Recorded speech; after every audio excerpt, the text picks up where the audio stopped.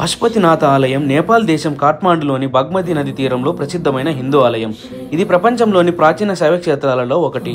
శ్రీ పశుపతినాథుడు శివుని ఒక రూపం, ప్రాణాలు కాపాడువాడు అని అర్థం. ఈ ఆలయం యునెస్కో ప్రపంచ వారసత్వ స్థలంగా గుర్తింపు పొందింది.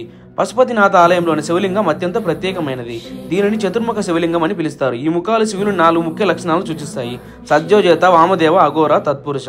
ఈ లింగాన్ని దర్శించిన వారిలో ఆధ్యాత్మిక శాంతి, కష్టాల నుండి విముక్తి లభిస్తాయని ఇక్కడ విశ్వాసం ఉంది. ఇక్కడ గంగా హారతి ప్రతిరోజు సాయంత్రం బాగ్మతి నది మరియు ఆలయం ఎదురుగా జరుగుతుంది.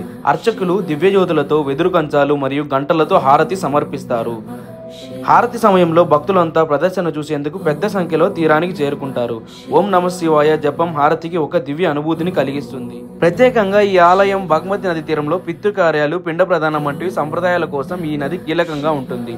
మీరు కూడా ఈ ఆలయాన్ని దర్శించండి. ఓం నమ శివాయ.